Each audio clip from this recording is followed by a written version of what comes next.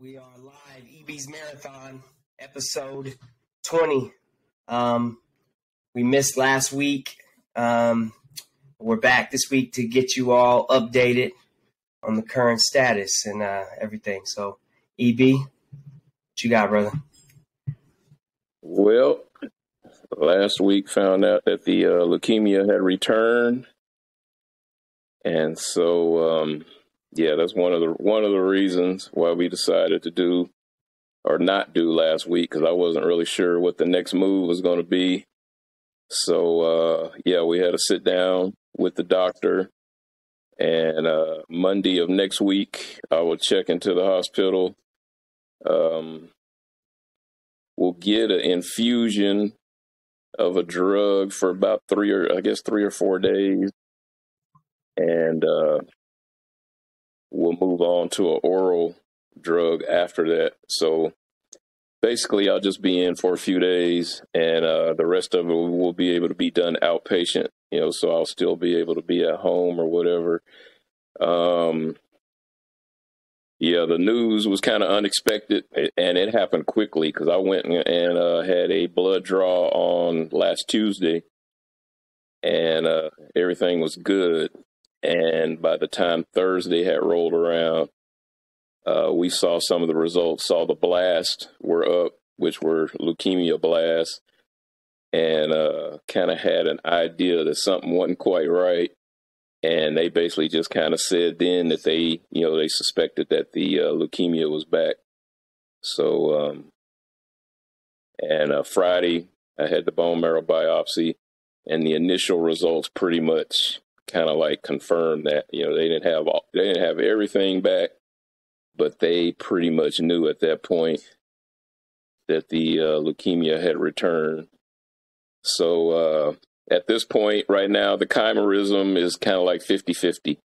So it's like 50% leukemia cells, and it's like 50%, good cells. But once that leukemia returned, anything with my cells in it is pretty much going to be leukemia. Yeah. And that's kind of the last thing we wanted to see. When I originally found out, emotions were everywhere, as you would expect. There was some anger, there was some sadness. It's kind of like anger being that I was like, man, I just went through a whole year basically of thinking that, I was on my way to recovery and that this was going to work. And like I said, in a matter of 48 hours, all that just kind of changed. Some sadness, and like I said, just kind of all over the place, and so in the last week, I've pretty much had to accept what has happened and, move on to the next treatment, which is what I got, getting started next Monday. The main goal is to try to get back into remission. So that's what what I'm about to embark on is all about, trying to get me back into remission. If we can get me back into remission, then there will be other options. And, as far as what the plan would be moving on from that point. But right now, we're kind of like back to square one, trying to get me back to into remission, because we can't really do anything as far as a long-term treatment until that actually happens. So that's pretty much where we're at right now. Yeah. And through this, have you felt any differently? Like, do you feel any, like, a little, just a few weeks ago, you were at like 100% chimerism, right? Is that correct? Yeah, like where you had 100% donor cells. Yeah. Right? Yeah. And then do you, is there any difference for you? Do you feel anything different whenever? I haven't yet. I know this is an ignorant question. Yeah, I'm sure as time and were to go on and it was to be left untreated, I'm sure eventually physically, I'm sure it probably would start affecting me. I'm not really sure how. I don't know if it would be like last year when it first hit me last year. I don't know if it would be like that. Fevers or, because I basically kind of had fevers and, just didn't feel well. As of right now, physically, it hasn't really affected me. Platelets are still low, but we kind of had that discussion the other night. With the platelets, you don't really feel anything. That's more of a bruising, bleeding risk. Okay. Yeah, you don't really feel any fatigue or anything from that, And as of right now, all the other numbers are fairly stable. So from a physical standpoint, yeah, I mean, I still feel pretty good, so like I say, I'm sure if it was to go untreated, eventually the leukemia would start wearing me down, and I'm not really sure how, but yeah, from a physical standpoint, it definitely, I'm probably sure here in the next few weeks probably will start wearing me down, which is why they want to go ahead and start getting me treated. And then we don't want that 50-50 to, we don't want that number to get too much higher than that, So. Right. Absolutely. Yeah. So that's why we're going to go ahead and get started on Monday, Right. Yeah. And, the thing when you brought up the emotions being all over the place, I think, again, we've talked about how throughout this whole process, how you've handled shit, but yeah, that you feeling those emotions and being mad and being sad, all the things it's no wonder that you haven't been that way already. You know what I'm saying? And you haven't stayed in that place. So it's fine for you to have that kind of moment, and not that you need me to tell you that, but just we feel these type of all those emotions, and we're not even the ones actually going through it. And by we, I mean me, my brother, Jordan, Melanie, all of it, I know everybody is feeling it, man. So it's only you can't imagine how you're feeling from an emotional standpoint. So I don't even think you even have to justify that shit, because you've handled everything so. Yeah, and I knew the risks were there, and I was kind of one of the main people trying to let people know that, look, these are the numbers. It's a 60% chance that this is going to work, and you kind of get into that point to where, you just assume. And hell, I even allowed myself to get to that point, just kind of assume that this was going to work, and I was well on my way to recovery, and I was going to be able to look back at this and be like, oh yeah, you remember that summer of 2022 when I had the transplant and blah blah blah. So to hear that the leukemia was back, yeah, that I can honestly say that really fucked with me, It hit me hard because I had, and I was trying to do the best not to allow myself to get to that point, because I knew that there was a chance that there could be failure, but things had really gone pretty well, up until that point. And then, like I say, in a matter of 48 hours, that's just how quick. And that's kind of how this leukemia works. It just, 48 hours later, they were seeing signs that it was back after I had just had a blood test where it looked like everything was cool. So, yeah, to say that I, took it hard would probably be an understatement, because it just totally blindsided me. I just didn't really see it coming, even with the low platelets, and ultimately, at the end of the day, that's what they said. That's why the platelets were low. And I would be lying if I said there wasn't a little bit of anger there, because the platelets have been steadily dropping since the end of June, maybe, So it was kind of and I had kind of been told that, that's kind of normal, and, we'll get it figured out or whatever. So, yeah, to hear that the leukemia back was, it was rough initially to hear that, and like I said, it definitely started out with anger. Anger kind of went to sadness, because then it was kind of well, what the hell is going to happen to me? What does this do to my lifespan? What does this do to my future? You know what I'm saying? And that's where the sadness went in, because it's kind of the best chances for long time, life, a full life, were with that transplant, So at that point, it's well, what am I looking at? What kind of, is there a timeline? Is there, is this going to happen? Is that going to happen? You know, and, it's kind of like what I've had to tell myself I've just got to take it day by day from this point on, it's kind of like a day by day thing, Absolutely. It's kind of hard to absolutely look at a long-term future or whatever, because with the success of the transplant, each year that I made it further away from the transplant, they basically say that you would probably, it probably would be some other cause of death other than the leukemia once you got so far or so many years right. into the, away from the transplant. And now it's like, right. well, shit, So I just really don't know. There's a lot of unknowns right now. And like I said, that's what I've kind of had to tell myself, that I got to roll with this day by day, Right. Yeah. Yeah, it's a lot, but I don't know.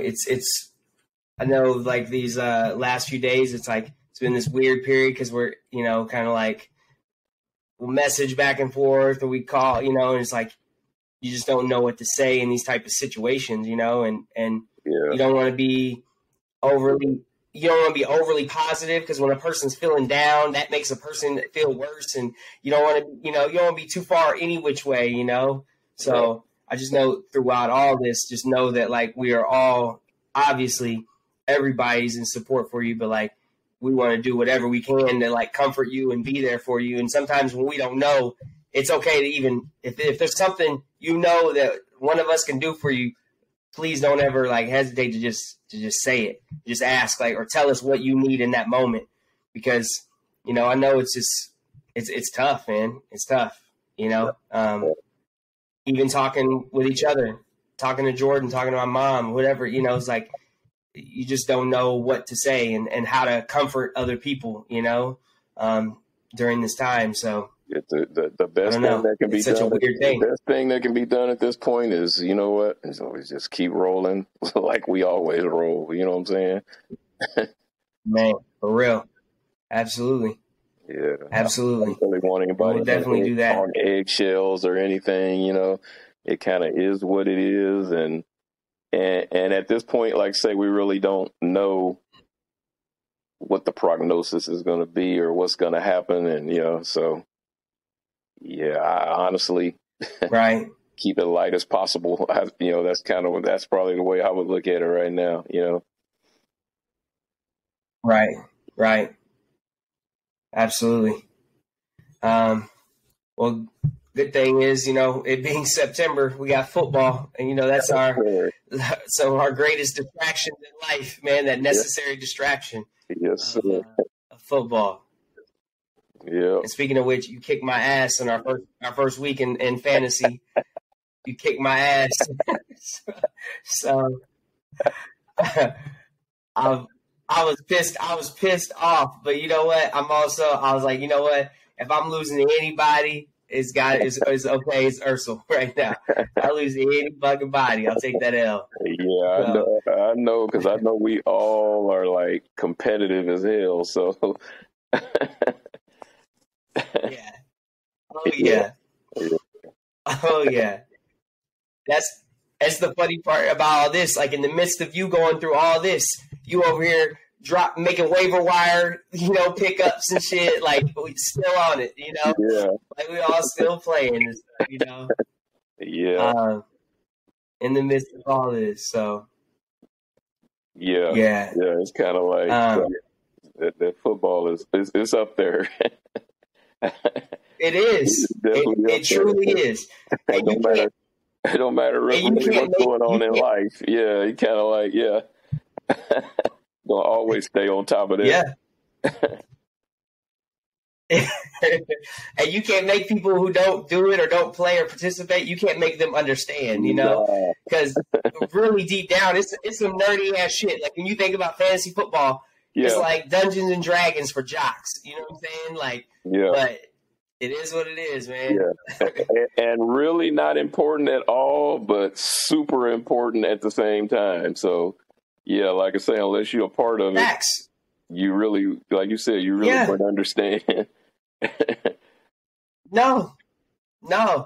Yeah, when I tell people like we have our the draft reveal and all this stuff, and I'm like, oh, we do a Facebook Live, and people are like, what? Like y'all, and I'm like, when we get on there, all them cats, like literally there's 16, 17 people watching, and it's all the dudes from our league, tuned in.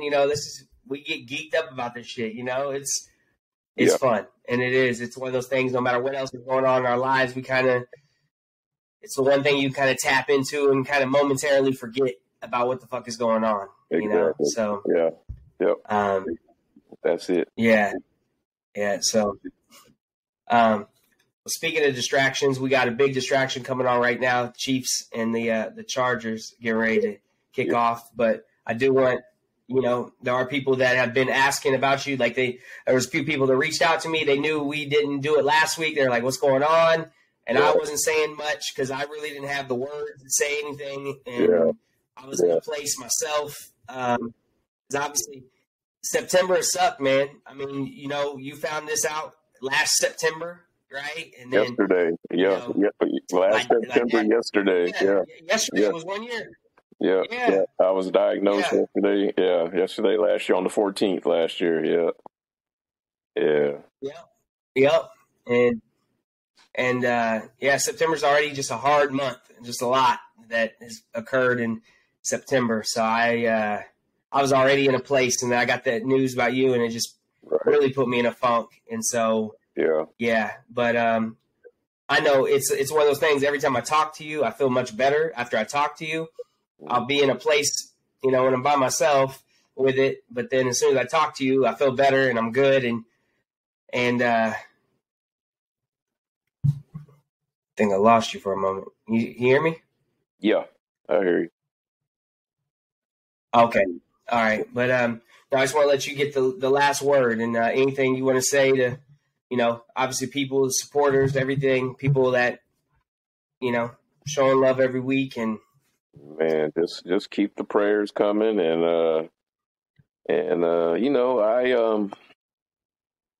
I feel like ultimately, what I'm saying, I'm gonna make it through this somehow, some way. The odds or the chances may not be as great now, but I just have that feeling, what I'm saying, that and I just look back at my life and I feel like all the stuff that I've been through, that this is just another one of those speed bumps, what I'm saying? And I'll continue to push through and do what I have to, try to remain as positive as I can, and right. And really at this point, the only thing that really changed is the treatment. So, keep on pushing on, and man, just keep praying and doing what you're doing, supporting me. And honestly, I think it's cool that people were asking last week that something, where were we at, and they felt like something was up, or maybe they felt like something was wrong. That makes me feel good. That means that people are really paying attention. They're really looking forward to this. Somebody out there is needing to hear these interviews, you know what I'm saying? And that, anything that we may say or whatever that motivates somebody or makes somebody feel better, I'm cool with that. I'm cool with that. So, absolutely. Yeah. I mean, so we're going to keep on pushing on, and we're going to keep on doing these. And I'm sure in the end, things will work out the way that they're supposed to work out. So,